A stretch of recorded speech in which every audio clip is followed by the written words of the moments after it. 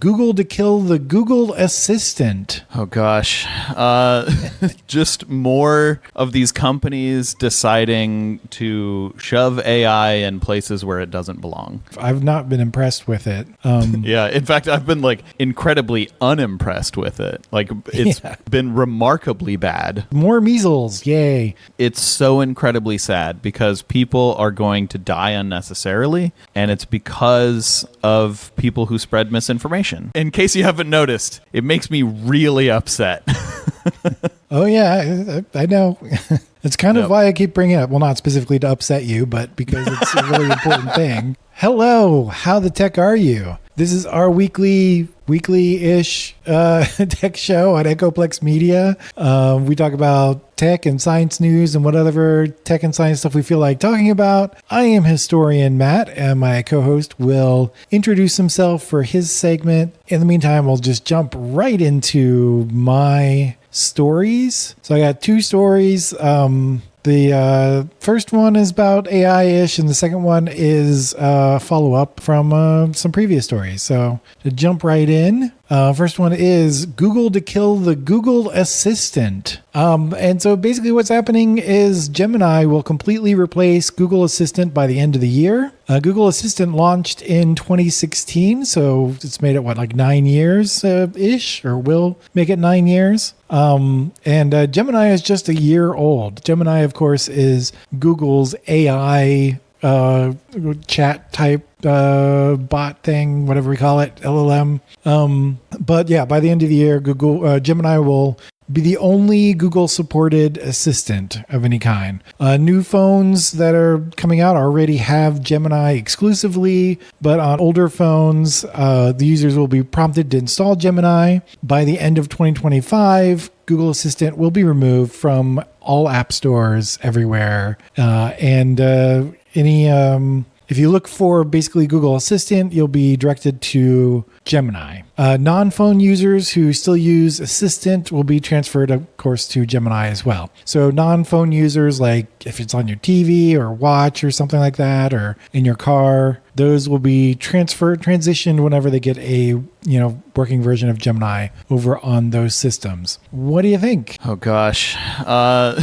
Just more of these companies deciding to shove AI in places where it doesn't belong. I think if this could work, it's not ready yet. So I don't know why they're trying to push this right now. I think the biggest problem is that just LLMs have this tendency to hallucinate, and we haven't been able to solve that. So I think putting it into something as used as Google Assistant is just asking people to be even more misinformed than they currently are. Yeah, I mean, I've seen a lot of really bad stuff returned. So Gemini is already being used to generate responses on Google search, and a lot of those are coming back pretty bad. So it seems like putting it in Assistant is not going to work out. So I'm guessing they think that they'll be able to work out all the hallucination problems, but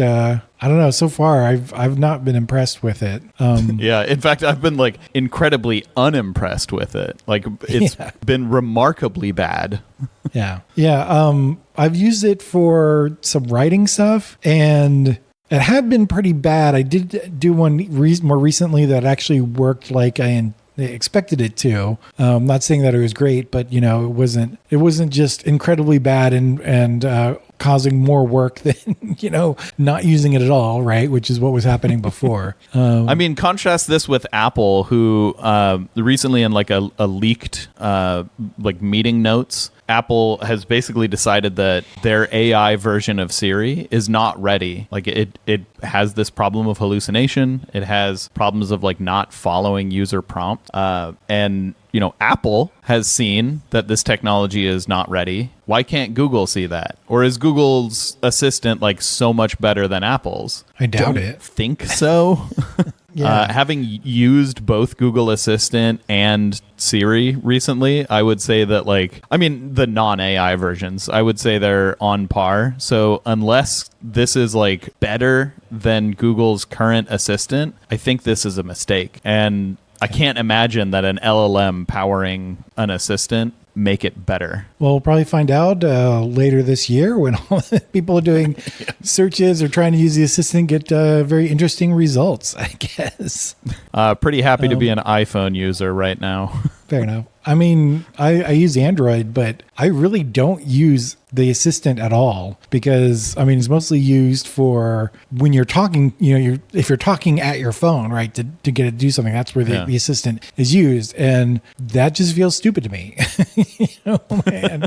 I mean, it's a phone, so it's supposed to be talked into, but if I want to search something, I just do a Google search, or if I have an app for something, I just pull up the app. I don't use any of the assistant. That assistant stuff never seemed useful to me. It's useful for very specific things. Like when I'm cooking, it is incredibly useful. It's very useful to be able to ask it for conversions or ask it to set alarms or, ask it even for the recipe, although if I'm following a recipe, I'm going to have it up on my phone anyway, or be following out of a cookbook. But the fact that it's hands-free and you can do some basic functionality of your phone is very useful in certain circumstances. But I'm never going to use it for search. I'm just going to open my phone and search on my phone. I just imagine you ask it to do a timer for 4 minutes and it's 4 hours. Okay. No. It's oh, okay. 4 days. No. Or 40 minutes. Is that what you said? Sure. 40 minutes. And then I cannot, that's not going to be a problem cooking or anything, it's, time you is come relative. back to a pot of charred, whatever ash of the things that you were cooking. That's right. Yeah, it seems like a bad idea to me. We'll see. Yeah. Well, I'll move on to my next story, which is somehow way sadder, but my title for it is More Measles. Yay. So more measles. So to start off with, I mentioned, I don't know if I mentioned, this is a follow-up on other stories about measles that we did in previous shows. And I don't know if I mentioned it, but measles was actually declared eliminated in the U.S. in the year 2000. It is back now. As we've covered in previous episodes of this show. I don't have any updates on the numbers. The Texas outbreak was big, and it was doubling almost every 2 weeks. It was pretty bad. I don't know where it's at right now, but measles is not only in Texas, but it's actually kind of spread all over the U.S. now, and all these pockets in the U.S. where people are not getting vaccinated, of course. But the big story is because of this big outbreak, the guidance on vaccines, and particularly the MMR vaccine, has changed. So previously, the guidance was for 2 doses of the MMR vaccine. The first one would be, newborns between 12 months and 15 months of age. And then the second dose would be somewhere between 4 to 6 years. That the 4 to 6 years is, they'd have to get the vaccine before starting school. And then there's 2 doses, and that's generally all you would need, and you're good to go. The new guidance adds 1 more dose, and basically if an infant is in an area where measles is spreading, or there are questions about the immunization in the population in that area, then an early dose between 6 to 11 months old is suggested. So what do you think about that? Measles is spreading and causing problems. It's so incredibly sad because people are going to die unnecessarily, and it's because of people who spread misinformation. Whether they're doing it on purpose or they're doing it because they're astoundingly ignorant, they're still spreading misinformation. They should know that they are not experts, and they should trust the experts. We have killed the idea of expertise in the United States, and possibly around the rest of the world too, but certainly in the United States, we have just destroyed this idea of trusting in experts. And it's crazy to me to think that because you watched, 50 hours of YouTube videos, more than someone who has spent, thousands or tens of thousands of hours studying in an actual school where they get taught medical science. You know, like how can you possibly think that you know more than a medical doctor about medicine? Yeah, I want to make a quick correction on what you said. You said people are going to die. Well, that is incorrect. A child has already died in Texas because of measles in this outbreak, which is great. Yeah, and I should say more people are going to die. More people are going to die. Likely more children are going to die. There may be more already like that. There's it's like 20% of them that get measles end up hospitalized, and then it's a smaller percent end up dying. It's only like 1 or 2% total, but still, we shut down the whole country for the death rate for COVID at that level, you know. But we already have a vaccine for measles that works pretty well. Yeah, and the fact that it was eliminated in the U.S., 25 years ago, and because of this vaccine misinformation that people have been spreading online, now we've brought back a disease that we had eliminated. It's infuriating to me. Yeah, totally. And I didn't write it in this story, but did you hear about the was it like a principal of one of the private school there that's part of the problem that has a low vaccination rate, and he was bragging about how his school had the lowest vaccination rate in the country. And it's like cult mentality too, because I read a quote somewhere of the father of the baby girl that died from, or I don't think she was a baby. She was, a young girl that died unnecessarily from measles. He said that he wouldn't have changed his actions knowing what he knows now because he still doesn't trust what's in the MMR vaccine. And it's like, dude, what is the worst that could happen that's worse than like what has already happened? Would she have like died harder? Yeah. Like, your daughter is dead. How are you this fucking dense that you can't piece together that it was your actions that killed your own daughter?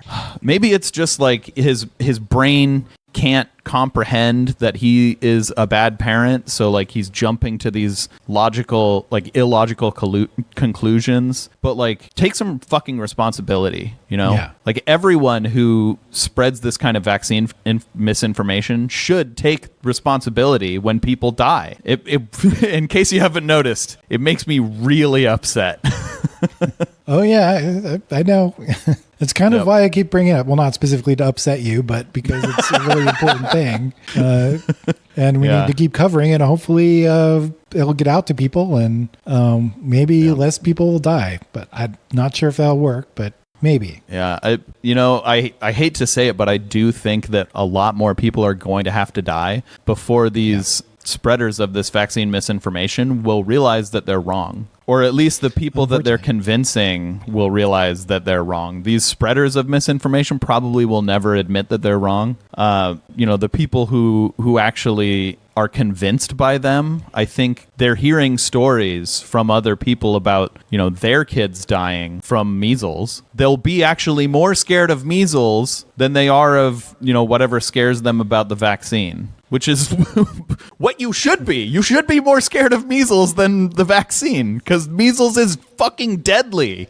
So there's a bit of good news. Like, again, I didn't put this in my story, but it's good news, kind of good news, bad news. Apparently there's a bit of a shortage of the MMR vaccine in Texas because so many people are like, oh, wait, maybe we should get it, at this point. Good. That is actually good news. Not that there's a shortage, but that more people are trying to get it. I hope that, all these people who were convinced, maybe, seeing the results of this is actually convincing them. Maybe I'm being a little too cynical about how much it's going to take to convince them. Yeah, I mean, there's always going to be a group that you're not going to convince them one way or the other, but certain parents who are kind of on the fence, or when they start seeing all these kids getting it and dying, then they'll probably change their mind. Yeah, turns out these deadly diseases that we vaccinate against are deadly.